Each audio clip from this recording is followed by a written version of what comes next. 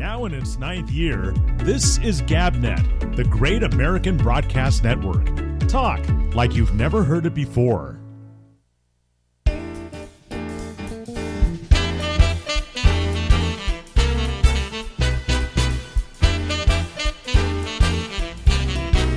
Hey,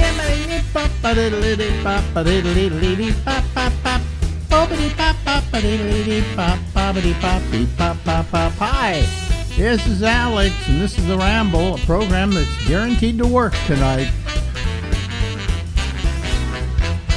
Yeah. Ladies and gentlemen, here she is. Yeah, there's the lovely and attractive Lori Thompson, a woman I spent a good deal of my life with. You know. I know. I added it up one time, and I can't remember exactly how many, hours and essentially months and years it added up to, but it was sizable. Yeah. And yeah, because we were talking earlier about DeSantis and the Mississippi heat and the Florida heat and everything, but DeSantis, his campaign is never back down, and his super PAC is already. Oh yeah, we were talking about DeSantis last week. Okay. We were. And I thought we would pick it up now too. The guy really he doesn't have much going for him. You know what happens? A guy like DeSantis is, maybe he's popular in Florida. I don't even know if that's true. He's not anymore. Since the Disney blow up, the whole mishandling of that and how much it brings into the state. You don't alienate Disney. That should say in caps and bold at the beginning of the gubernatorial handbook, do not alienate Disney. Well, the old saying is you don't eat where you crap, and basically that's what he's doing here. No, but the thing is that he sits there in Florida and he's surrounded by all his cronies and everybody, and he gets publicity anytime he says something. It's in the news and so on and so forth. And he thinks all America knows who Ron DeSantis is. And the fact is, I don't even think Trump has to put him down because that only helps people get to know him. Okay, right. But a lot of times I used to say about small leaders in the world like Idi Amin, who are heads of a small country, but they think they're a world leader because they're the head of that small country and they've got control over it. And it's the same thing with like some politicians. They think that just because I'm so popular here as the governor of Florida, everybody loves me here. At least he deludes himself into thinking that all of a sudden the whole thing that happens there is that he gets this delusion that, hey, I can run for president because I'm getting all this press. And he's getting all press for all the wrong stuff, too, I might add. I know. It's like, what can I do now to alienate the electorate? Now he goes out there. He doesn't know how to campaign well on a national level. And he's, he's not grabbing any traction. I mean, Trump has lost a couple of points. He's down around in the 40s somewhere now. But DeSantis hasn't budged from like 22%. Yeah, he's just not. It's almost like a manual of what to do wrong, like shoot yourself in the foot. He's just making, and I think it's an indicator that his super PAC has lost faith in him, or maybe they're just launching. What they're doing is pivoting to a different direction. He should have gone out after Trump, lock, stock, and barrel. I don't know what this great fear is that Republicans have about Donald Trump, but I think they're overestimating his popularity among Republicans. I mean, you go to one of those rallies though, over the 4th, thousands for Trump, and then DeSantis was getting rained on in a parade in New Hampshire, and it just didn't make sense. Yeah. It didn't make. I don't know if the people on his super PAC don't have a lot of experience or traction. I'm not accusing them of that, but someone at some decision level is. I mean, I would have told him if he had asked me what he should do. I'd say, you go after Trump, lock, stock, and barrel, and not worry about the Republicans who might be irritated by the fact that you go after him. Because eventually they may be giving up on Trump, and you're the guy they're going to come to. Yeah. And a lot of these Republicans are going to have to give up on Trump because, next comes about 2 more indictments, and you've got a president that is so weighted down with indictments that do you want him to be president? Do you trust him? How do you compartmentalize what's going on in your life enough to be an effective president when you got that? I don't think that we should equate Republican with the word stupid, but they're getting to seem that way. Well, because I live with someone who leans that way, because his entire career was in finance, and so I understand why some people are Republicans. Okay. Yeah, he won't come out and say it because I think he knows that I would be curious. But I can tell just from the comments he makes. If you want to really get him started, I mentioned Elizabeth Warren. Rah, rah, rah. Like poking a chicken. Yeah. But because I keep thinking, when am I going to run into Ron DeSantis at the Piggly Wiggly when I'm buying baked beans, and he's going to ask, Lori, what would you do? And it never happens. I don't think he comes to me. I don't think he'd ever ask you that question. I don't think you'd have a true answer, actually. But right. He thinks that he's going to get to the base by doing some of the things he's doing. The latest thing is he's gone out after gays. Now, come on. That's just, you want to talk about political suicide. Exactly. It's like, how can I shoot myself in the foot again till all my toes are gone? Yeah, why? Because Republicans don't like gays. Well, a lot of their sons and daughters are. Exactly. Don't think that Republicans are anti-gay. That's not a position for Republicans. Right. It's become so much of a lifestyle, and an accepted one, that I think it cuts across party lines. Well, I think what's happening with the Republicans is they're getting confused by all the gender identifications. I know. I can't say that I don't feel the same way. I think, it just should be male, female, and other, other. And then just whatever you want to be, do it. Right. Is it? And then some people think it's denigrating to just have other, like they don't have their own. Like well, screw you. You haven't been around as long as Mr. and Mrs. Okay. Okay, that's it. It's longevity, man. Once you get, in 100 years. I just think that I identify, by the way, as cat. Okay. By the way, I identify as cat, and please don't stop me from purring. Or here's something I do. You probably never knew I had this talent. No. Everybody thinks that cats, when they're mad, go, right? Something like that. No, here's how they go. That's true. See, you know this because you're a cat. Because I am part cat. I identify as cat. And I used to think I had a handle on trans. What is trans now? Does it mean you still have your parts? Because I read Ellen Page's book. She's now Elliot Page, and which I thought, this will be interesting because she'll talk us through the mental process, the physical process. No mention of the physical process. Well, I don't think she ever physically became a man. I don't think so. It's hard. It's also harder for a woman to become a man. Although there is an operation. It's called an addictomy. That's not true. but I would say by the book you get no insight, and that's what I thought. Oh, finally someone was going to explain to me. See, when I was growing up, okay, and that was years ago, folks. Nobody was gay back then. Right? Yeah, sure. My parents' two best friends were gay. They used to come to the house all the time. They were a gay couple, but they never said anything about it. You didn't do that. Right. Those days.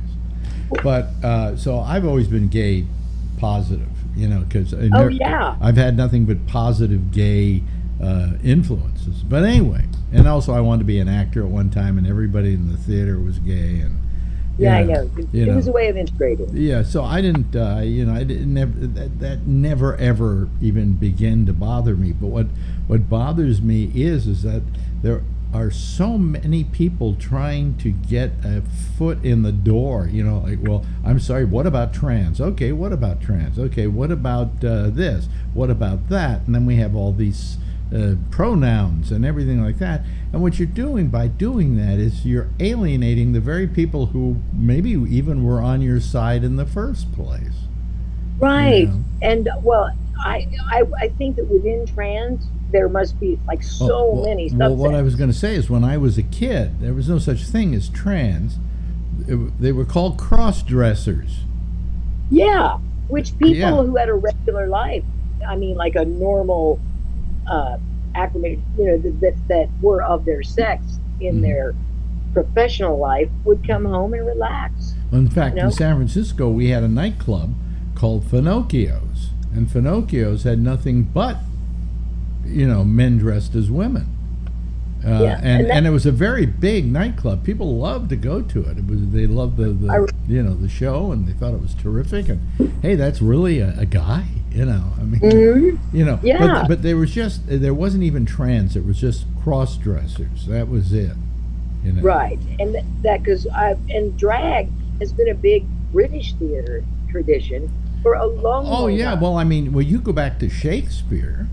Yeah. None of the people who acted in Shakespearean plays at the Globe Theater were female. All the female parts were played by males.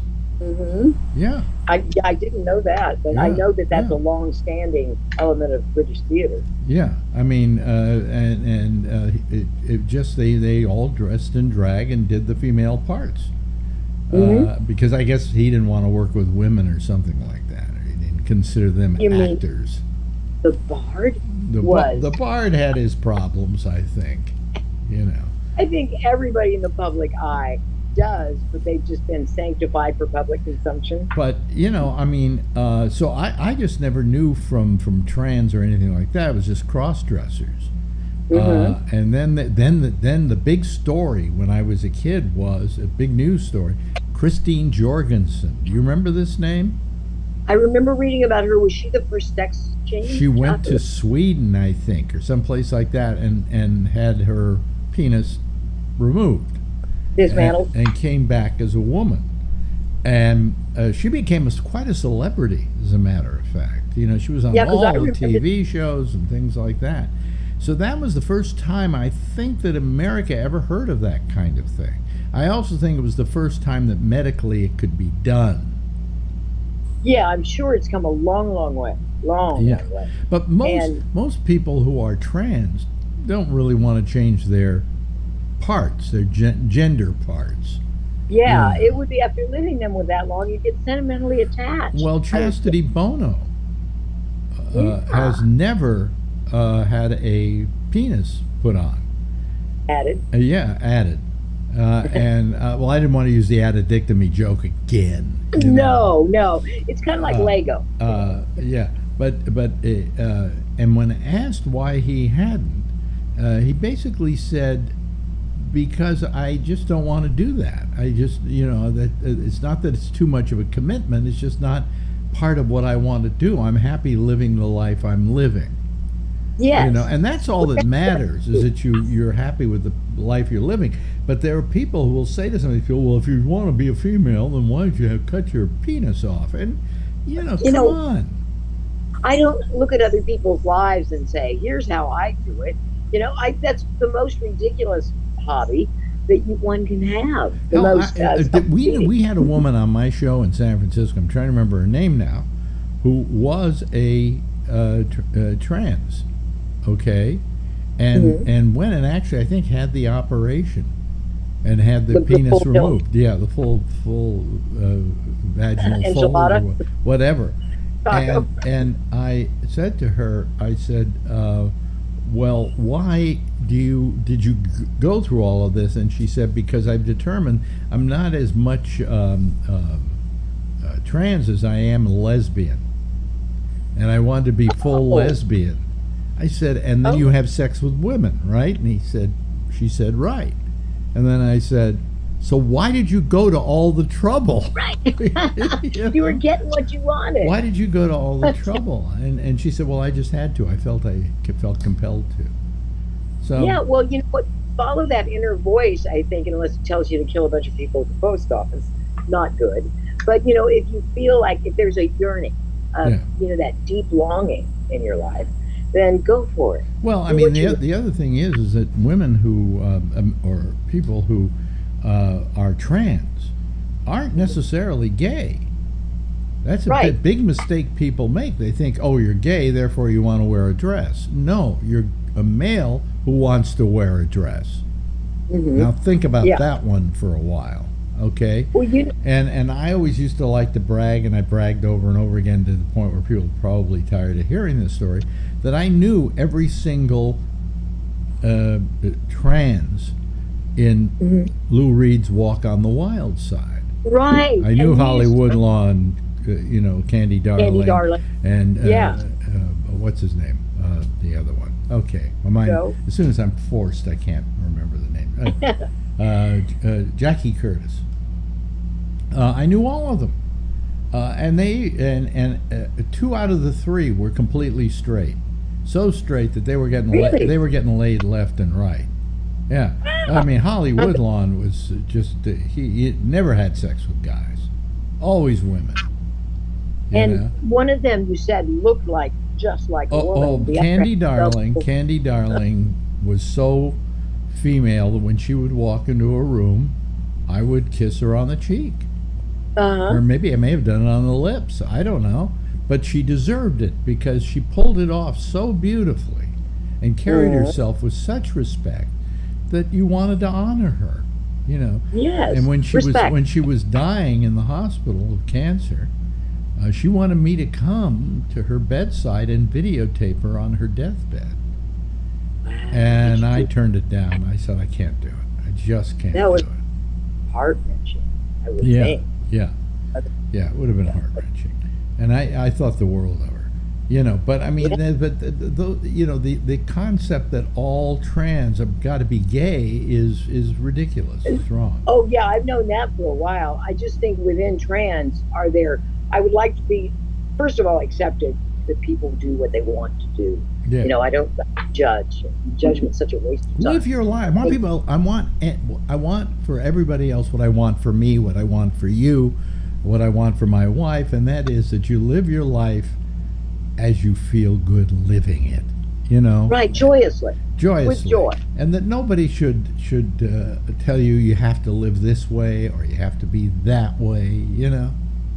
Yeah, everyone that free to be you and me that Marlo Thomas championed in the 70s still pertains. You know, Yes. Yes. and don't assume that people have a problem with it either. I mean, just be who you are and don't get your dander up because you feel like Yeah, yeah. you're going to be met with resistance. But anyway, so when I see somebody like Ron DeSantis going after gays, not only is he alienating me, and not only is he alienating gays, but he's probably also alienating a lot of parents who are Republicans, who are MAGA Republicans, who have children who are gay. You know? I mean, Yeah. let's face it, folks, there's not one person watching this right now who doesn't know somebody who's gay. Oh, yeah. You know, that's And- impossible that you don't. Yeah. And you know who's been very accepting of it? I've kind of been proud of them. Wheel of Fortune, which, yes, I watch religiously, and Jeopardy, which I also watch. And they have gay people or trans people. In other words, what you're telling us right now is you have no life whatsoever. Oh, no, it's yeah, just yeah. that I clear everything for the block of Jeopardy, Wheel of Fortune. That's my cozy place, Mhm. my happy place. But Pat Sajak, once he goes, I'm sorry, a part of the wheel just You dies. remember when he did our show in San Francisco? He and Vanna. It was Vanna. 7 a.m, and Vanna comes in, and she's like 23, 24 at the time, so she had Yeah. that going for her. And she, like, maybe a hint of eyeliner and lipstick, and that was it. And She's she gorgeous. just looked, gorgeous and angelic at the same time, which is not an easy feat. And It's not easy I to liked pull that him a off. lot because I thought he was very funny. Oh, and very dry, very self-deprecating. He's just everything that I love. Yeah. He makes it fun to watch that show. just getting Well, his I often said that if anybody were to take over the Tonight Show, it should be him, because he reminded me a lot of Jack Parr. I didn't know Jack Parr. Yeah. And he then got a late night show on CBS. Do you remember that? I remember of it. I don't know if I ever saw it. I think he still kept Wheel of Fortune, because they do like a whole season's worth in 6 weeks. So it didn't matter. It's a great gig. And but he went over to CBS and did a nighttime show, and he played it too safe. If he had just played it the way he was on my show, he could have beat Carson. Oh yeah, I thought, because like I say, I watched for Pat Sajak's asides, and to beat the people, like I'm screaming homemade peach cobbler at the Wheel of Fortune screen. It's so obviously homemade peach cobbler. I was proud of myself because I watch YouTube a lot, right? And so YouTube is running a lot of these episodes of Who Wants to Be a Millionaire, where somebody was trying to answer the $1 million question. And you get it? And I like that, because I then try to see if I can come up with the answer. Well, there was one episode of, people don't remember this, of Who Wants to Be a Millionaire, in which the prize had escalated, because they had done some kind of escalation thing, to $2,100,000. Okay. Nice chunk of change. And they had the $2,100,000 question, and I got it like that. Boom. And the question was, and they had a choice of 4 people. Who was the first person to produce the first commercially produced helicopter? I would go with one of the big ones, like Lockheed or Boeing. No, it's an individual. An individual? Yeah. Wilbur Wright? Sikorsky.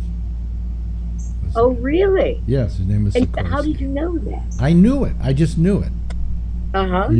They also had another question for $1 million, and I can't believe this one. How far from the sun is the Earth? See, I don't know that and one. And they had they had 9.3 million miles and something else. And I immediately knew it, because I've known it ever since I was studying astronomy. It's 93 million. Whoa! Now, see, I would think it was right down the street. I would have won $1 million for saying 93 million. So, not bad. See, that's what frustrates me. Yeah. When, I play Wheel of Fortune and word games enough that, the answer becomes pretty obvious pretty early on. Yeah. And I hate it. I'm I'm pounding the counter at home and going, can't you see what it is? And it's so well, they say it's easier for you to answer those questions at home, but these questions I would have known the answer to just like that. Yeah, and see, I think Jeopardy would be a little intimidating. In fact, I was amazed at how easy the $1 million questions were. There were a couple others that I got right too. How easy they were in comparison to, say, the $500,000 question. Yeah, it matters your niche of understanding and reading throughout your life, and what you remember. I don't know if you remember the time on Who Wants to Be a Millionaire, where they had a comedian on who got up to $500,000. Got up to $250,000 and was now going for $500,000. So he was on the and the question was, who directed the Michael Jackson video of I can't Thriller. Not Thriller. No, Yep. not Thriller. No. There's one after that. But anyway, the guy doesn't know. But So didn't he try? he just says, call my friend. I want to phone a friend. Who's that? Okay. Will Durst in San Francisco. Oh, wow. Yeah. Will. So he calls Will, and Will, he says to Will, who directed the bad, what was bad? Bad. Yeah, the bad video. I got it right. I was thinking it was bad something. The bad video. And they had a list like Coppola, Scorsese, the guy who did Thriller, and somebody else. And immediately, Durst, without thinking twice, names the guy who did the Thriller. Uh-huh. And I'm going, Yeah, because that doesn't surprise me about don't Durst. do that. And the would, guy says, okay, that's the answer. Landis, John Landis. Yeah. yes. Yeah. Yeah. He Okay. says, Yeah. John Landis. And so his friend goes, okay, I'll go with that. John Landis, final answer. You're wrong. It was Martin Scorsese. Really? Yes, I knew the answer to that. I said, this guy should have called me, you know? I'm in the book in San Francisco. And so Will is well known for that he gave somebody the wrong information and the guy went back down to $32,000. Oh man! Yeah, and he probably has remorse for that to this day. Yeah, well, it's not something you want to live with. Hey, listen, you know what? This thing goes by awfully fast. And I can tell because when the sun gets to be too much, I can still see your face, yeah. But now your blouse is like got a lot of sun on it. True. Yeah. Well, I'm trying to find a neutral spot that doesn't have a background of like, a single light bulb. Yeah, right. That would be bad. Hey, people love you doing this with me, and I love doing it with you. And let's keep doing it, okay? Let's keep doing it. Okay. I have so much fun. Stay where you are. I want to talk to you when we're through here. But ladies and gentlemen, that's her nibs. I don't know where that ever came from. Her nibs, Lori Thompson. Thanks, Lori. Bye-bye. Now in its 9th year, this is GabNet, the Great American Broadcast Network. Talk like you've never heard it before. Okay, there's our gal. Okay, that's Lori Thompson. The gal. Anyway, hello everybody. How are you? Good evening. We have a show to do here tonight, and hopefully we will be able to do the show. Yes, it's last night we had a real problem. Let me bring my people in here first before I do that, and I'll just bring them in, and this will be kind of interesting. Let me see here. Admit. Okay, here we go. Alan, what? Okay, and hello everybody. How are you? Hey. Yeah, we can hear you now. Much better day. Yeah. Yeah, we can hear you today. But where's Brian Neary?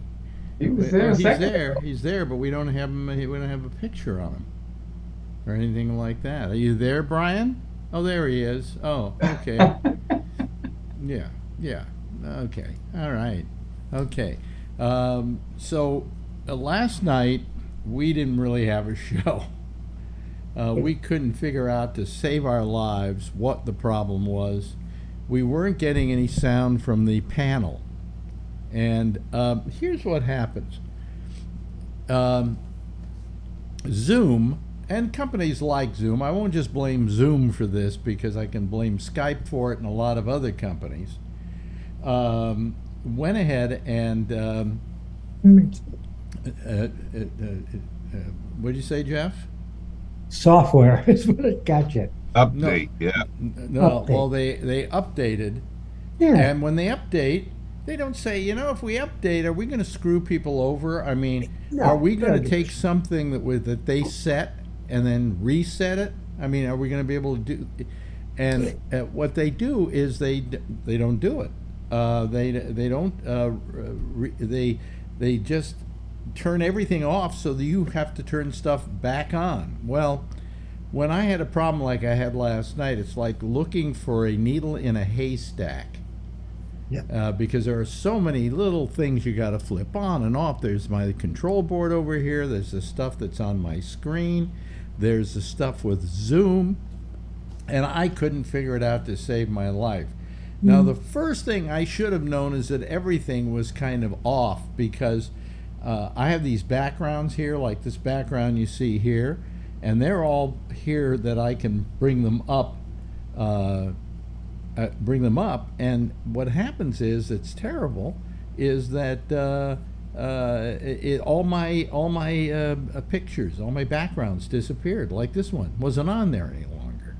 So when they upgraded, they didn't care if they were going to screw people over or anything like that. They just did it. Well, there was one thing that they didn't, that they again did not do, and that was there's a thing that says, "Hey, speakers." In other words, what comes out of this machine here, and that goes into the board. Well, it was set automatically. It turned it around and had it set to USB as opposed to earphones. It was that simple. After the show, I figured it out. It just, boom, that was it. But it was like looking for a needle in a haystack all last night. And we just couldn't figure out what was doing it. And it's people like Zoom who suddenly decide, oh, we're going to do an update here. Oh, who cares if it's going to reset everything that somebody has on their Zoom? I shouldn't have to change anything. It should just update, And so I couldn't figure it out. But anyway, the best part of last night is when you would just yell, "Okay, Alan, I know, leave it alone," or "Phil, yeah, I know, stop talking." yeah, It was hysterical. All of a sudden, you just burst out. I I know what to do. yeah. Well, I got to thank Kevin, and I got to thank Phil, because they came back after the show and helped me be sure that it worked.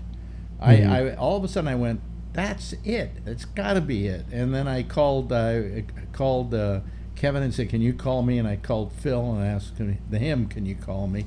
And they did, and we all, between the three of us, got the thing working. So I want to thank them for it. But man, I was so exhausted after that last night. I was just wacky.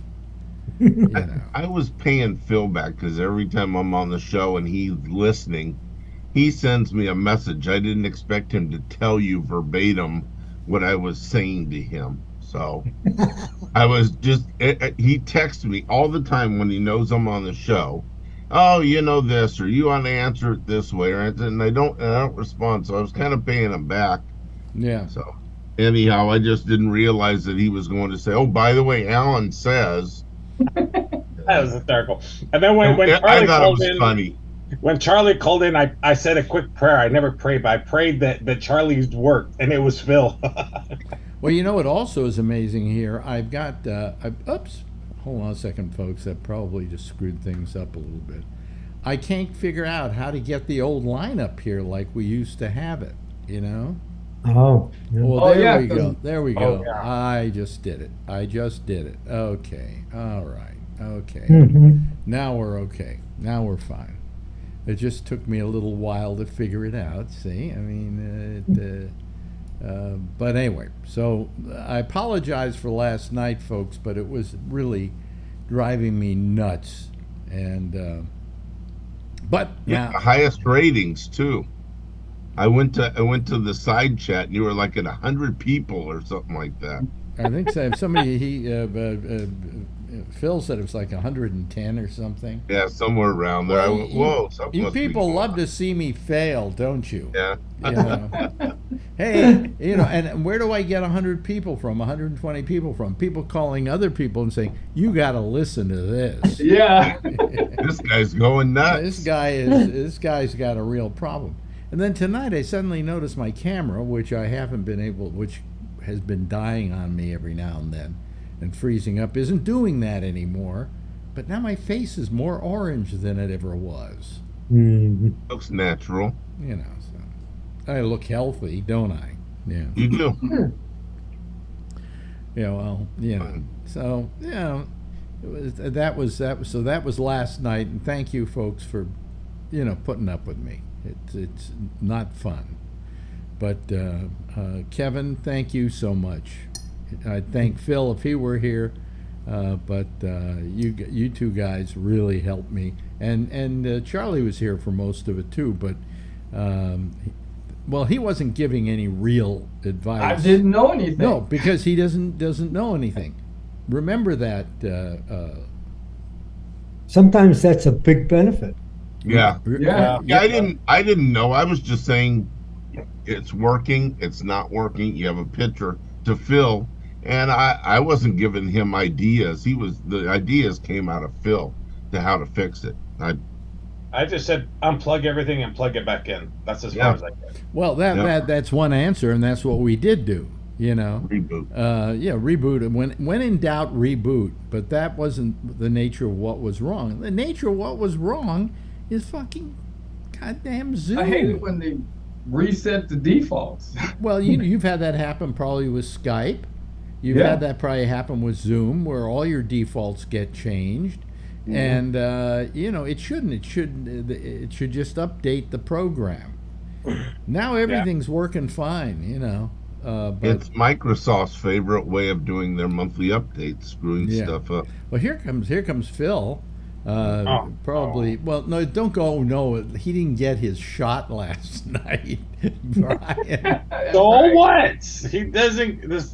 Not that he has to have a shot. Yeah. Anyway, I have one of my defaults got rearranged on my printer at work, and it starts printing 2 pages, on each side. Yeah. And that drove me crazy for a week. Well, you can change that, but undoubtedly they did something like update the software for the printer, and it just defaulted back to both sides, and it shouldn't do that. The trouble is these people, these companies, these programmers are so full of themselves that they go, look what we can do. And they don't ask anybody who actually uses the program whether it is easy for them to use. So they don't go and look for changes it's going to change my entire preferences in my Zoom. I want my preferences to stay exactly like they are. But anyway, that whole thing last night, as I said, was like looking for a needle in a haystack. You have to find it, but it's somewhere, but you don't know where exactly. So, but it was for the most part it was Phil, Kevin, and Charlie and I trying to solve this problem, and everybody listening to it and telling their friends, you want to hear somebody really going into the toilet? Just tune in here. You'll have a good time. Yeah, you got up to 112. Yeah, we're up to 38 now, folks. So Yeah. My manager wants to know if I'm still getting paid for last night's appearance. Yes, you are. Yes, you are. Double time. Speaking of getting paid, I don't know if I should continue doing this show after midnight tonight. Why is that? Well, turn into a pumpkin? Well, because my union's going on strike. Right. Yeah, I'm surprised that you're crossing the picket line and working. When the rest of your brothers are going on strike. You didn't even know they were going on strike. Yeah, well, they're also complaining about AI. Well, all they're saying with their only demand about AI is that if you're going to do AI on a performer, that you have to have his consent to do it. Yeah. Yeah. In a case like, for instance, like they just did Indiana Jones, a new Indiana Jones movie, and they wanted to de-age Harrison Ford, and they had to go digital to do that, right? They just want you to be able to say, yes, I agree with this. This is okay by me, Don't they get paid for that too? I'm sure they had to pay him to do that. Yeah. Well, he was being paid to do the whole movie, and that was part of the process.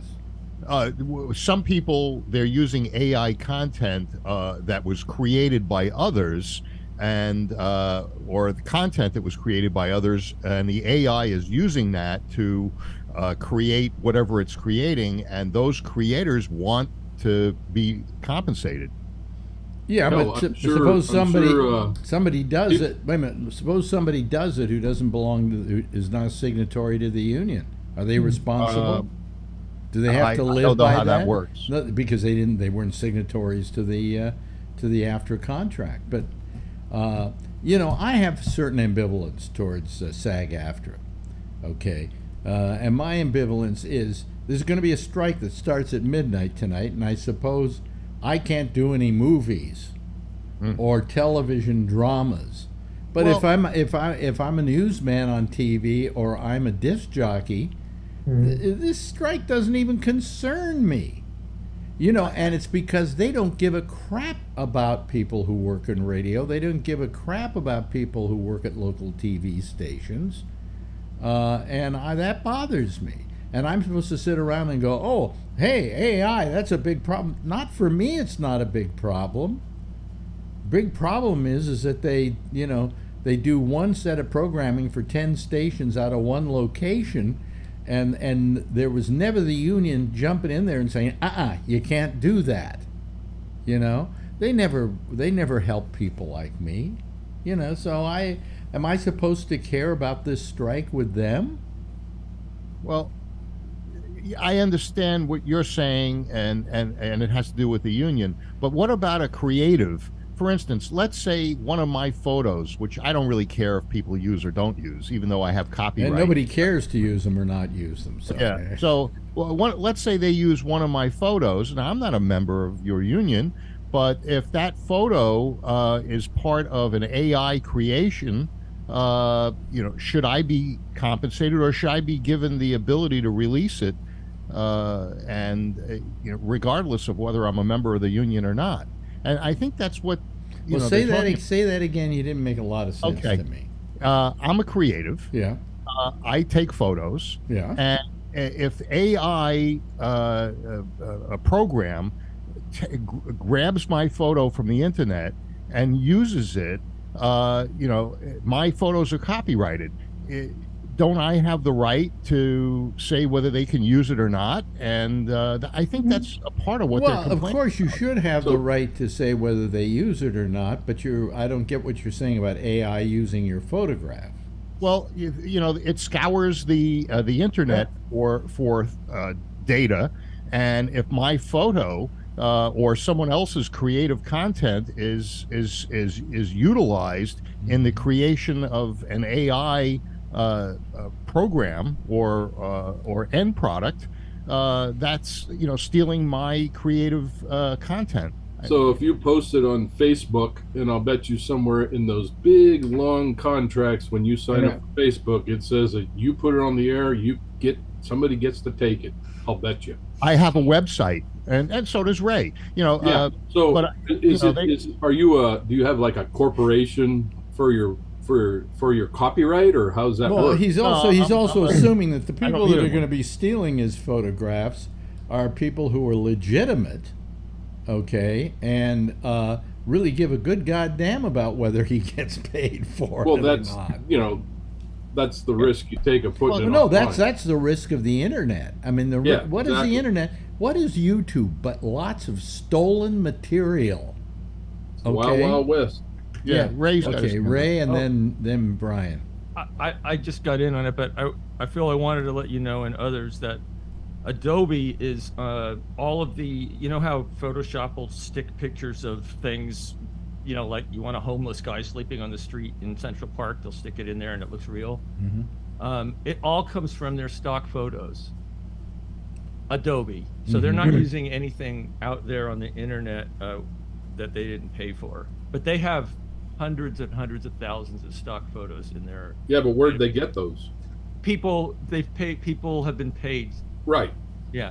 So they've been compensated. Yeah. No, this is Adobe. I'm not saying other sites. But Adobe's doing it that way. I never bothered selling anything to Getty or registering with Getty or any of those other services because Right. No, they got watermarks on everything that they put out. I'm just saying Adobe, for one, is doing it the right way. That's all I wanted to say. I don't know about anybody else.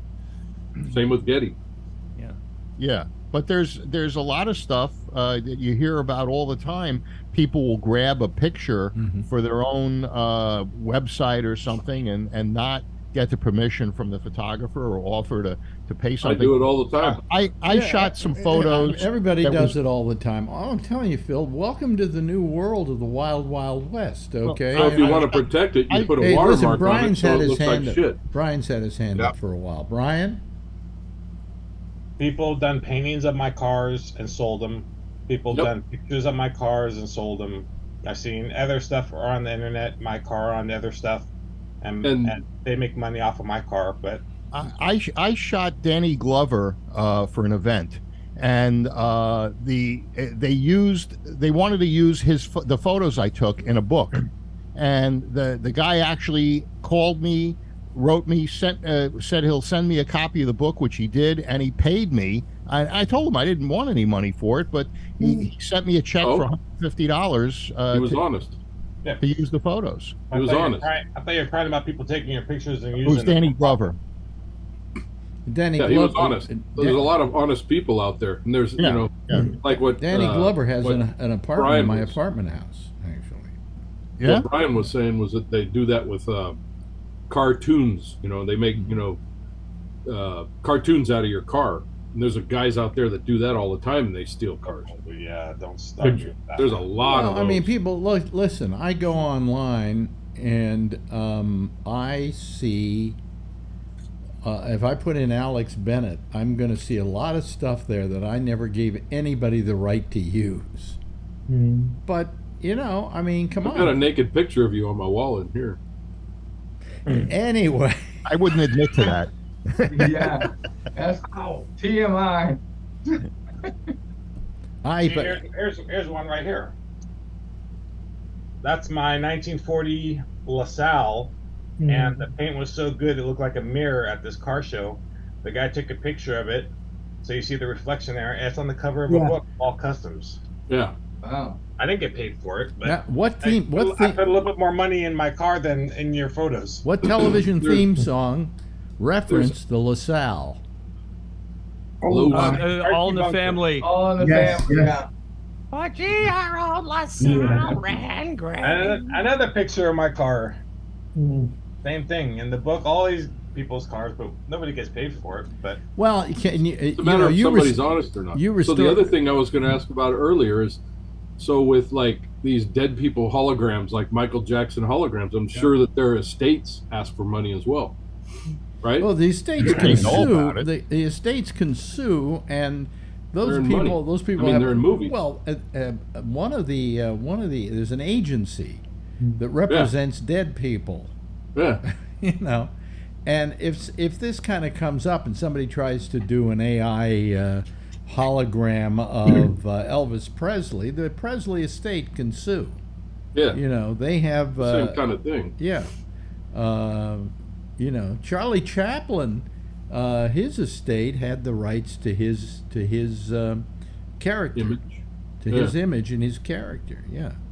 So like, do you remember years ago when they had a thing called the IBM Junior? Do you remember that? Yeah. And all the ads were using Charlie Chaplin. Oh yes, or they a did. guy It came out play- with his little thing. Yeah. guy playing Charlie I think Chaplin. it had a dog in it too. They had to pay for that. Yeah.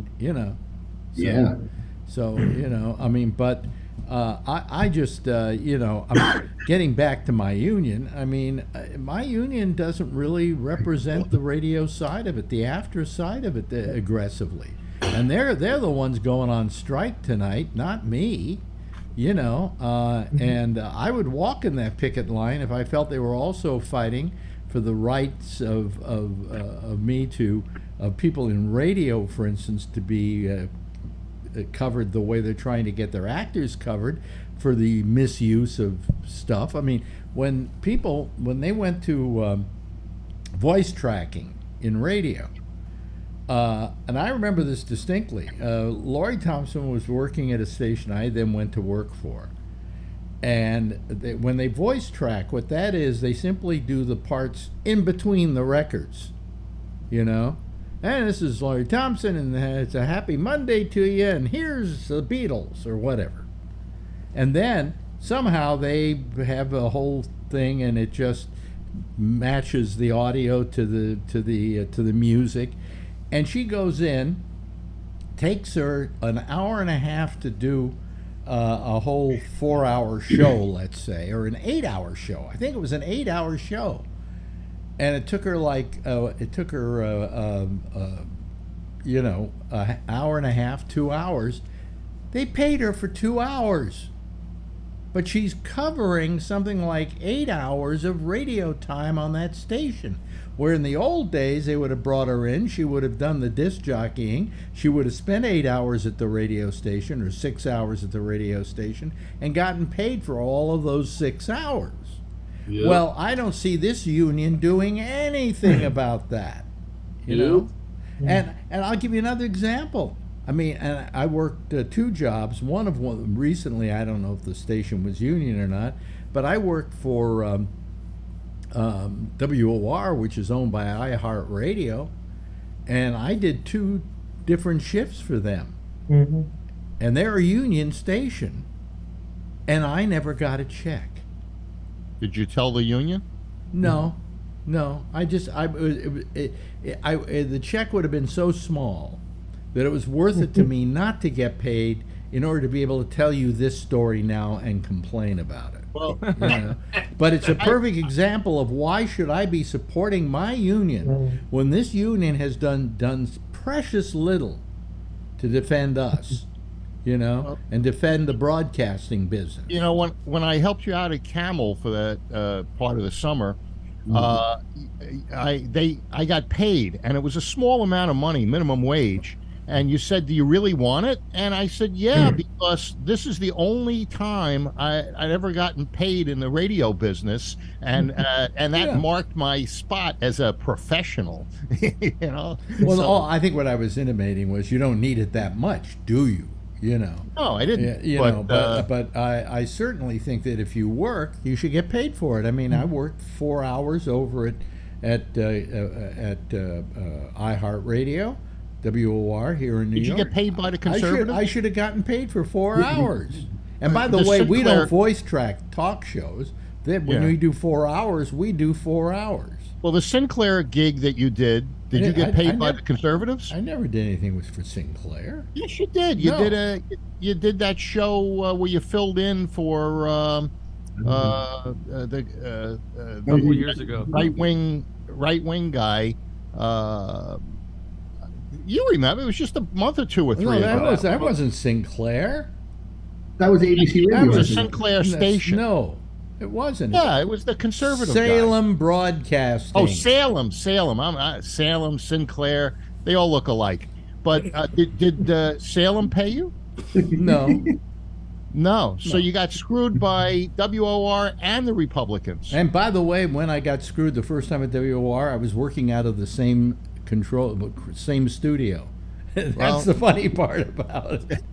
When are you going to learn your lesson? And the second time I was over at the other WOR facility, but no, I didn't. I kept wondering where's my. They don't send you anything? I had worked for WOR earlier, doing a lot of shifts over there, replacing certain people, and every time I did it, they would call me up and say, "Where do we send the check?" You know. Did you get paid for the Walter Sterling Sabo fill-in? No. So that's just as profitable as I haven't been paid for any radio I've done since I left Sirius XM. Yeah. Okay? But that's because the business feels they can get away with it. You know, they feel that, oh well, you know, so what, this is, you know. Yeah. But the fact of the matter is it's not so. I mean, I want to get paid just like anybody else. You have to send them an invoice? Nobody told me I had to send them an invoice. Nobody asked me for my address, for crying out loud. They just asked me if I'd show up and do the show. Yeah. You know? Yes, I'm used to doing, what do you call it? Charity work. Charity work for somebody like iHeartRadio. But all I'm saying is that, and I don't know how Ray feels about this. I would like to feel in lockstep with my union, and of course I agree with the demands that they have, and I hope they get it. But still, what's that goddamn union doing for me? They took away my health care. And they don't represent the radio business. They don't care. I mean, we lost a lot of stations in this country that once were union stations that aren't any longer because they didn't step in and do anything about it. You know, so I'm supposed to feel sorry for a bunch of out of work stunt people. Come on. And Well, I know because that. Wait a minute. I have such a Tony. similar- Well, I'm Ray. sorry. Let me listen to Ray first, Tony. Yeah, then Oh we'll yeah, go I to just you. wanted to say, Alex, I completely am with you. I mean, I declared financial core with SAG. SAG has done nothing to maintain any work in the San Francisco Bay Area for actors. They don't care. They don't do anything. They care about Hollywood. They care that's about all New they York, care- and and that's they all used- they care about. They used to care about here, but they don't. And there's just no work. So and they hate it when you did what I did. They give you a nasty letter. They say they might not ever let you back in and all this stuff. What do you mean? Why? Because you complain? There's something called financial core where you're allowed to be in the union, but not really in the union. So you can work union and That's non-union called being jobs. Fran Drescher. Anyway, go ahead. Yes, yeah. And also Actors Equity, the stage union, it's the same thing. They're not doing anything to help us now after COVID. And there's hardly any work anymore. My mother used to work for AGVA, which is the American Guild of Variety Artists. These were all the guys who used to do vaudeville and stuff like that, Yeah. And I was talking to her boss one day, and she says, "Yeah, it's a great job, but how would you like to be part of a union where the president of the union is an out-of-work magician?" Are they even around anymore? I'm not even sure. AGVA? I don't know. I really don't know. I'm thinking about leaving the stage union too because I just. Well, I mean, who else had their hand up? Somebody had their hand up. I did. I know it was Tony and then Jeff. Okay. Here's a question. Now, this may be totally towards Ray. Maybe you can answer this, Alex. Say, Ray, you took a job, say, overseas or say out of the country. Is that looked at as out of the union? They have no jurisdiction over that. So you could work in Canada and be do you have to be in a union in Canada if you took a job? They have unions up there. They're even weaker, and that's one of the reasons that Hollywood does a lot of their shooting in Canada now because they can pay people a lot less. TV shows, a lot of TV shows are done in Canada, and then it's become Vancouver's become the substitute for San Francisco. So if they want to shoot something that looks like the Bay Area, they often shoot it in Vancouver. Okay, because it's cheaper. Yeah. But okay, Jeff, do you have something to say? Yeah. So my son is very involved with classical music. And what happens is you want to be a guy who's going to perform this classical music. He has to pay for it because this company that he works for owns those, I'll call them patents, but they're music. And the fact is that when it's classical music and it has to be performed by a big company, they're really going to make sure that they pay for it to use it. And so he often goes around and talks to the guy who's running the music and stuff and saying, "Hey, I think about next quarter you're going to play something new. Why don't you use this thing? It's really right up your alley and you'll enjoy it and you'll perform it well." And if the guy likes it, he'll buy it. Of course, at that point, Andrew's company gets paid for it. Interesting. But it's non-union. Well, yeah. That's an entirely different situation, but I understand it. But I mean, you're SAG-AFTRA, aren't you, Ray? Ray, talk to me, Ray. Yeah, I'm SAG-AFTRA. Yeah. Okay, your mic wasn't on. Yeah. So you're SAG-AFTRA. How do you feel about this strike? Do you feel it really concerns you? No, because I like I said, there's hardly any work up here anymore, and the union made a huge mistake years ago when they let the non-network television stations do whatever they want. and that's in well, forever. I mean, that's in frets forever, and yeah. it's completely screwed up, and that'll never be fixed. And what's happening now is non-union productions finally got smart and are paying more. So a lot of actors just aren't joining the union because even though they won't get residuals, at least they get a decent paycheck for the day if they work. Yeah. Well, I mean, it's terrible what's happened, and the way the union has kind of let its people down in broadcasting, especially because this used to be a town in which there wasn't a single station that wasn't union. Right. And now there's a lot of non-union stations here. New York or San Francisco? New York? New York. I can't say about San Francisco, but I imagine it's true in San Francisco. It is. It's the same as you know, I mean, and I worked at a station that was non-union, which was Live 105. Of course, it was legally non-union because what I say legally non-union is they went in there at one point, they asked the people who worked there, did they want to start a union? They voted the union down, okay? So therefore, if you worked at that station, you weren't strike breaking or going and working a scab station. If it had been a union station that wasn't following union rules and they were going on strike against it, then you would be scabbing. So I was never scabbing, but you know, I at one point, I'll tell you this story. I decided that I wanted to be a signatory to the union. So we signed an agreement with the union to be a signatory, that anybody that would work for my company, including myself, would be paid union wages, okay? Whatever the going union rate was. So my company paid me a salary, and that salary, paid dues to the union and so on and so forth. And this went on for about a year. And then when I finally wanted to use the medical plan at the union, they said, "Oh, well, you're doing this as a sham." And I said, "Why have you been taking my money all this time?"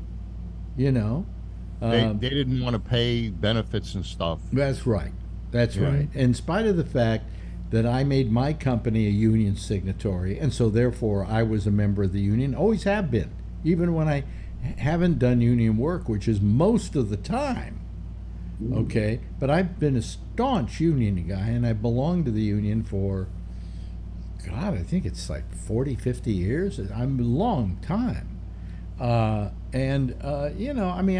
just found it amazing to me that this union just screwed me out of it. They didn't even give me my money back. Right. You know, and so I had to just I went and bought my own health insurance. But they screw people like this constantly. You know, so. Well, and they have made it both like the Actors Equity, the stage union, and SAG-AFTRA have decreased the health insurance so much over the years, incrementally. I mean, it's so hard now to get health insurance. Really? Oh yeah, yeah. And it used to be. Yeah, well, they screwed us over. They screwed us over about a year back, 2 years back, where they just said we're not. I had a deal where I was paying $2,000 a year, and I got this great deal of insurance for that, you know, and it was a good plan. It was a good supplemental plan to my Medicare, and all of a sudden they did away with it. They just said, "That's it, goodbye, see you later." You know, oh, here we're sending you over to this company who can help you find insurance.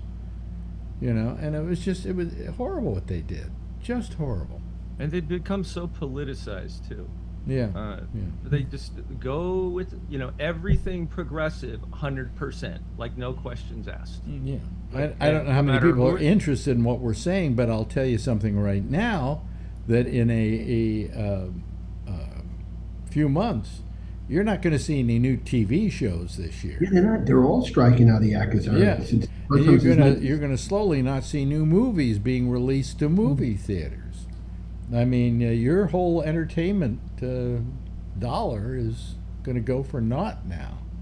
Well, football's coming up, so who cares? Yeah, hell with you. Damn it! Baseball, making a big run. Giants are doing good. Well, Warriors are you know, be I'll the tell you, championship. part of this is that the movie companies also can't do promotion. Let me explain this. What happened? They have a picture coming out called Oppenheimer that opened I up. can't wait to see It that, opened yeah. tonight in England, Yeah. and they all walked out of the premiere. All the stars walked out of the premiere saying, "Well, we can't be here because the strike is starting, and we don't want to cross the picket line by doing something for the movie company." That's not interesting. My daughter does promotion for Paramount Plus, and I should call her and ask her if they're being affected by that. Of course, they're being affected by it, Phil. Why wouldn't they be? So, you Well, know, yeah. I was looking forward to go to see the Barbie movie in IMAX. Damn it! My niece is going to see it. Haven't come over. I have an illegal version. Don't worry. Oh, good. I I'll don't be there think tomorrow. I I'll don't be there think my tomorrow. I don't think my daughter's in the union though. Even she did work for Well, the. she wouldn't be in the. Directors Why Guild. would she be in the union? No, I don't think she is. I'm sure she isn't. Why would she be in the union? Yeah, well, because she works for Paramount Plus. But no, but that You would have to be doesn't. You know. That's she It's works for correct. Paramount Plus. She's a person who works in the office doing a job that's a pencil pushing job. Has nothing to do with acting. Has nothing to do with performing. No, she does promotion. You know, well, red no, carpet. then stuff. she of course wouldn't be a member of the union. Oh, did you hear what he just said? Red carpet. Yeah, she does. You know, all the. I know I'm making it because you sell carpet. Well, she won't be able to find anybody to walk the red carpet She tomorrow. She cleans the carpets. Phil taught her how to do it. She's actually a pretty smart gal. I And, know. I'm kidding. Yeah, she wouldn't be in the union unless she does any No, acting. she's not on screen. It's all promotion. Yeah, then there's no Events. You know, she does the events and promotion. Yeah, Unless they but had that's another not, union, That's like not the a performing Teamsters. job. This The is team says everybody's going to work or I'll break your legs. But those, They- but those you don't need that Teamsters and level. those unions are real. the unions Teamsters that do stuff. got the job done. They Yeah. do stuff for Whether their. you liked it or not, probably. They do what they're supposed to do as a union. Yeah. Yeah. You know, the first union I ever belonged to was the IBEW, the International Brotherhood of Electrical Workers. How'd you get on Wow. that? That's local three. Because they handled small radio stations. Really? The licensing, right? Well, no, but it was because most of them were what we called Engineer. combo operations, and you ran your own board. Right. And so they had the say so over anybody who did anything with the electronics. Oh, you couldn't come Wow. In fact, quite a few of the engineers at stations here in New York, I think some of the shops were IBEW, as a matter of fact. Who ran your own board at Incredible. Camel? What? Oh, did you? Who Yes, ran the board but at Camel? that was a non-union station. Yeah. Didn't matter, you know. But you know, the greatest story I ever had about unions. So I worked at WIND in Chicago, and I go to work there, and they say to me, "Okay, here's the control room. Here's the studio," because they had a studio and we had an engineer, Okay. and then I had a studio I was in, and then to the right of me was a guy with two turntables. What the hell is he doing? Well, let me finish the story. Okay, you're just gonna be curious. Yeah. So with two turntables, and he also had a music stand there with the playlist that we were using on there, so he could cue up the next record. And I would say blah blah blah blah blah, and then I would cue the musician, we called him the musician, who would play the records. And then the engineer would then I would ask the engineer to cut my mic. And sometimes I'd get my hands all screwed up and everybody was doing everything at once. But what happened was, the reason that came to be was that the James C. Petrillo, who was the god of the Musicians Union for years, went to the radio stations in Chicago at one point and said, "You know, anybody who plays music on these radio stations has to be a member of the Musicians Union." So he had him there. And he used it as an excuse to get all his girlfriends jobs. Really? Yes. But most stations had a musician who played the music, you know. And I had this guy, one guy who was a musician. He was also a trumpet player. He'd bring his trumpet to work with him and practice while the records were on. Was he good? He was fine, you know. That'd be different, huh? What can you play today? Yeah, but I mean that was a real. But the thing was with Petrillo, man, he ran a hard shop. You know, nothing moved without Petrillo's union. And with the union. Yeah, but anyway, enough of me complaining about my union. Well, Alex, although I did say that my mother's boss told me, how would you like to belong to a union in which the president of the union is an out of work magician? And my answer to that is the present day of that is, how would you like to belong to a union where the president of the union used to be the star of The Nanny? Who was that? Frank Drescher? Yeah. Queens, yeah. I liked The Nanny. Me and my mother used to watch that. She was good in it. It was Lucy. She can go to hell. Well, you don't like? Me and my mother liked that show. I don't like her because she took away my insurance, asshole. Oh, I'm sorry. Well, she wasn't the brightest, I guess. She had the wrong person head in the union then. But she was good on the show with the other guy from my soap opera. Who cares? That's true. Alex, isn't the president of SAG usually a star like that? But they're kind of just like a figurehead. They don't really make those kinds of. No, they do. It's always somebody you've heard of because. I thought it was Ed Asner, Alex, at the time. Ed Asner was the president of SAG. At one time, yeah. He's also the guy that just before his death sued the union over this insurance, this health insurance. And we got a settlement. He was good then. I think I'm going to get something like, $500 or something. I don't know. It doesn't really pay for all my health insurance. Cover it, so. Speaking of health insurance, by the way, I don't have lung cancer. So. Oh. He had a nodule. My mother had the same thing. I didn't want to tell you that, but everything was fine when she was alive. Oh yeah. I've had this nodule for 8 years. Yeah. When you said it's very rare that it would be cancerous. They told me. Well, what got me mad was that the doctor had me go have this CT scan in the first place because there was nothing there that and it all came back. All the stuff that could have been wrong was just the same as it was the last time. But. Hey, you know why they dropped the cocaine investigation at the White House? No, they didn't drop it. It's just they couldn't figure out who did it. Somebody snorted the evidence. Well, I watched that story tonight on the news, and I had to start laughing. Okay. How did it get there? Was it planted? Because it's such a hilarious story. I mean, it's a little, it's a little baggie of coke. Little baggie of coke. Donald Trump Jr. It was at the entrance and where people would take their cell phones and all their things and put them in cubbies. And so somebody put it there and didn't take it out of there because they feared being searched. They made everybody. Then you're Republican. So what's his name? The head of the he went nuts. Congress. What's his name? That jerk.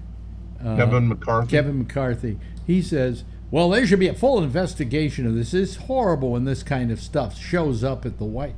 Are you kidding me? It was his coke. It was probably his coke. Yeah, exactly. But he makes a big deal out of it. I thought it was Joe Biden's. I thought it was Donald Trump Jr.'s. Well, they should have. I guess if you go over to Fox, they're blaming it on Hunter Biden. Oh, it's Hunter all the way. Oh, for sure. For sure. He doesn't go in that entrance. It had to be Hunter. I don't think the first family uses that entrance. That's what she said. Secretly. He used it so that he'd bring it in. I told you before, somebody dropped their little baggie. What I can't believe is that Kevin McCarthy was making he just had to make political hay out of it. He is a real loser. He is. Why not? Even Phil doesn't like him. That's the kind of lax White House we have under Biden, that people can leave their coke behind. What? Exactly. Lazy people. And all this hot weather that Biden's been causing, it's just terrible. Yeah, yeah. Yeah. You want to make Phil, like Alex, you want to make Phil quiver? You ready for this? What? Bidenomics. Remember Reaganomics? Bidenomics. Is it hot in Texas right now? By the Charlie? way, how come I haven't heard you mention that Biden is responsible for this economic resurge we're having? Stock's doing good, Phil. You can't say. Yeah, first he took it into the dumper, and now because it's crawling out of the garbage can, he inherited it being in the dumper from Trump, and then has turned it around. Oh yeah. What he did was he killed the economy to turn it around. So he threw the baby out with the bathwater. Inflation has taken a turn. As you cripple the economy by raising the interest rates the way it's obviously. I don't know how it works. Okay, I'm not a money guy. I don't understand how that works, where you raise the interest rates and it helps the economy. But apparently, inflation. Apparently, Phil, it has. It slows inflation when you raise the interest rates. It's working, Phil. Well, it's killing the economy. What do you mean it's killing the economy? The stock market's up? It's quiet at my store, and there's a lot of stores that are closed. Well, that's because your particular way of doing business is probably going out of style. Right. It's impossible to do it any other way with what I do. The product is too big. Oh, heavy. really? Yeah. I get. You can't install carpet over the internet. Well, with AI, you can order it over the internet. Yeah, and then what are you going to do when you get a 300-pound roll that's 12 feet long and 2 feet in diameter? You can figure out how to do it by yourself. I'm sure I can go. I'm sure I can go on the internet right now and buy a wall-to-wall rug for this apartment. Okay. And have them do it to specifications. You would have to contract with a contractor that could receive it, bring it over, send a crew to install it. No, That's you right. Go Home Depot, they're all over the place. You go to Amazon. Home Depot is no different than I am. No, I'm saying in the parking lot. Oh, well, yeah, but Home Depot's business. That's where you get them, right? Is similar to my business model. That's where he gets his sales department. That's where you get They all have Latin names. Hey, they want too much money. No, they're $10 an hour. Come on. No, they're 20 now. Really? Yeah. I haven't done that for a while. Where do you think I get my installers? Oh, see? You're on the payroll, you told me. I got great guys. On another note, Matt Gaetz isn't getting away with bicycle seat sniffing anymore, is he? Yeah, well, Biden's not sniffing any hair either that we can see. Yes. They're bringing that case up again. He ain't getting away with it. Speaking of Matt Gaetz, yes, Alan. He wants to defund the FBI. I love how the Republicans are pro law enforcement. Well, I thought they were against defunding the police. They are, but they don't consider the FBI the police lately. They don't consider the FBI the police. Oh, they have their own agenda. What's the name? The guy who's the head of the FBI. But the Republicans have always had their own agenda. The guy who's the head of the. Time you admitted it. Alex is trying to say something. The guy who's the head of the FBI spoke in front of the committee that was, all those jerks, up there. He's a very low IQ. Yeah, and finally he said, look, he said, you want to get rid of the FBI, then you get rid of this, and you get rid of that, and you get rid of this, and you have that. And then he said, do you know what you get in return? You get this, you get that. That the FBI is there to stop stuff from happening and to prosecute stuff when it does happen. And that it's there and it's always been working and it's been important.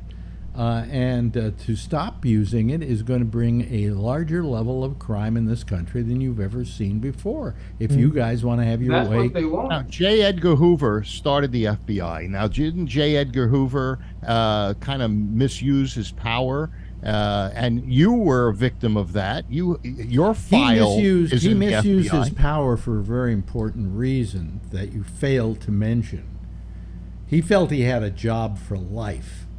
Okay, and he had that job for something like, I think, 40 years, some amazing amount of time. When you let anybody have an office that long, they become corrupted in it. Well, don't you have a file? It took Trump 6 months. I have one, but Alex has a that file. was not initiated by Hoover. That was initiated by your boy Nixon. Nixon, yeah. I still find that fascinating. That what those people he had files on. Yeah, well, Did you ever get so the freedom? powerful. Did you ever get the Freedom of Information Act and ask to see your file? No, I haven't. I really haven't. I just It's never right took next the to time. Phil Myers. I never took the time. You know, I know people who have seen it. And the reason I was on a list of 10,000 people to be audited by the IRS, You don't want that. courtesy of Nixon, because I was known to hang out with leftists. You know, and I was a radio broadcaster, and they wanted to shut me up, but they never got around to it. So, you know, I'm still here today. Instead, they screwed up Phil's carpet business. Really? He can't. He's going out of business. He's got a sale. You know, he's even selling cars now. The business is so bad. Model T. I thought you were going to sell your business, Phil. I got some guy that's interested in it, but you know, if I sell it, what am I going to do?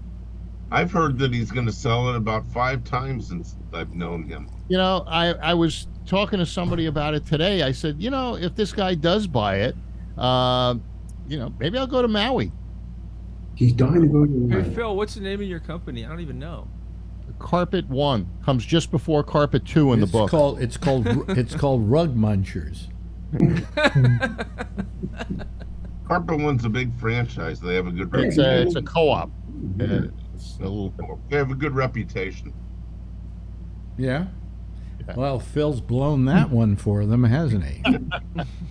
not really. This guy cuts it all wrong. It's all cockeyed. That's all.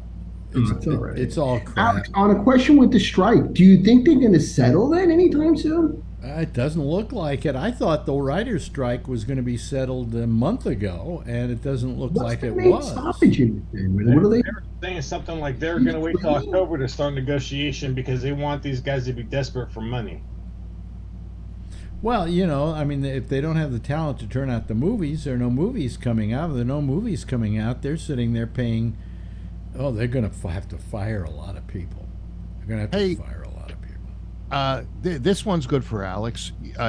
On Drudge, they say there's going to be a senior citizen dating show. You know, what's it called? Golden Bachelor, and you know, like The Bachelor. Yeah, ABC. So it's senior. It's a dating for senior citizens. Okay. He's not a bachelor. Why is that good for He's Alex? married. He's married. Yeah. Oh, that'd be good for him. Never stopped him in the past. Yeah, why is that good for me? Phil? I have no idea why that's good for me. Well, It's better for you, Phil. Yeah. Well, anyway. Well, maybe you could be on it. I mean, a lot of guys have launched their careers, their television and movie careers, by going on like The Dating Game and a number of those shows. Ray, have you ever done, you know, one of those you know, TV shows, Dating Game, or any of those things to? When they make up those crazy questions. Well, I was a little young for The Dating Game, but yeah, no, I have not.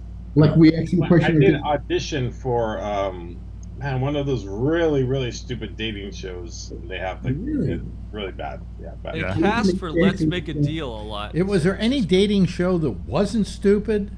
Yeah. Where would you take your wait, was it the dating show, Brian, To Catch a Predator? That rings a bell. That was my favorite. I was dating this girl. Yeah. Oh, she was 13, but she said she was 14.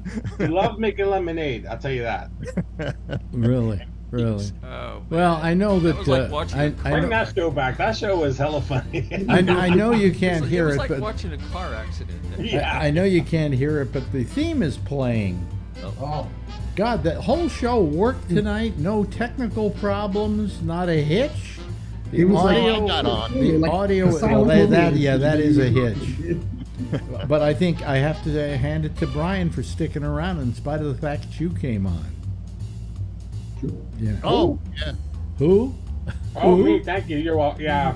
I said it wasn't a full hour of Phil, so I was It was a sacrifice he made. Yeah. What Anyway. happened last night? What was that all about? Quickly. I broke the show. Okay, Charlie, what does your T-shirt say? Oh, it says, I ate some pie and it was delicious. Okay. Ladies and gentlemen, that's Charlie Wallace, the only certified rocket scientist among us here. Thanks also to Brian for being with us tonight. Brian, love having you I think here. it was Prime Day, not Pie Day. Can you shut up for a minute while I close the show off? Maybe I can break it. Alan, thank you. Thank you, Jeff Stein. Kevin, always a pleasure to have you here, and thank you for last night. Thank you for last night to Phil Meyer. Not so much for tonight, but for last night. Also, thanks to Ray. Thanks to Tony. If everybody will give a big wave goodbye, I'll give a big wave goodbye at you. There they go, ladies and gentlemen. That's our citizen panel for tonight. Hey, it all went smoothly, no problems, and we'll be back again tomorrow. Same time, same station in life. In the meantime, as always, if you see her, tell her I love her. And Jack Bishop is next with The Intersection.